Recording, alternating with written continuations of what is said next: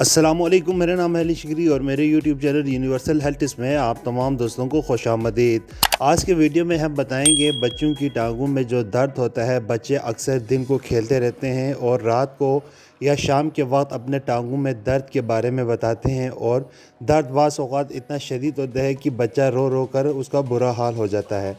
تو یہ ٹانگوں میں درد کی وجوہات کیا ہے؟ آپ دیکھتے ہیں کہ نارمل بچہ دن میں تو بھاگ دوڑ کر رہا ہوتا ہے، کھیل کود کر رہا ہوتا ہے، اس کو درد کا احساس نہیں ہوتا، لیکن جیسے ہی شام ہوتی ہے اور آرام کا وقت آتا ہے تو بچہ اپنے ٹانگوں میں درد کا بتاتا ہے اپنے والدین کو کہ اس کے ٹانگوں میں درد ہو رہا ہے۔ تو درد کی کئی وجوہات ہو سکتے ہیں۔ ایک تو ہو سکتا ہے اس کے اندر وائٹامن ڈی کی ڈیفیشنسی ہو۔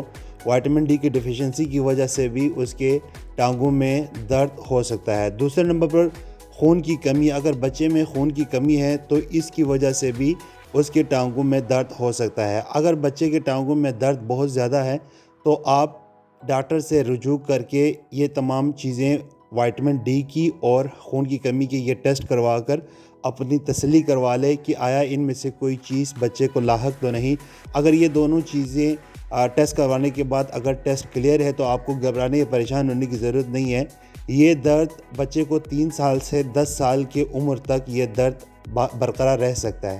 اگر بچے کو بہت زیادہ درد پین ہو رہا ہے اور رات کو وہ پین کی شکایت کر رہا ہے تو کچھ چیزیں ہیں جو آپ کر کے بچے کو وقتی طور پر ریلیف دے سکتے ہیں۔ اس کا یہ ہے کہ آپ بچے کے دونوں ٹانگوں پر آئل سے مساج کریں، اور اگر درد پھر بھی برقرار رہتا ہے تو آپ اس کو پیناڈول یا بروفین جو ہے وہ 1 چمچ پلا کر آپ اس کو سلا سکتے ہیں، جس سے اسے وقتی طور پر درد میں کمی آئے گی اور وہ ریلیف محسوس کرے گا۔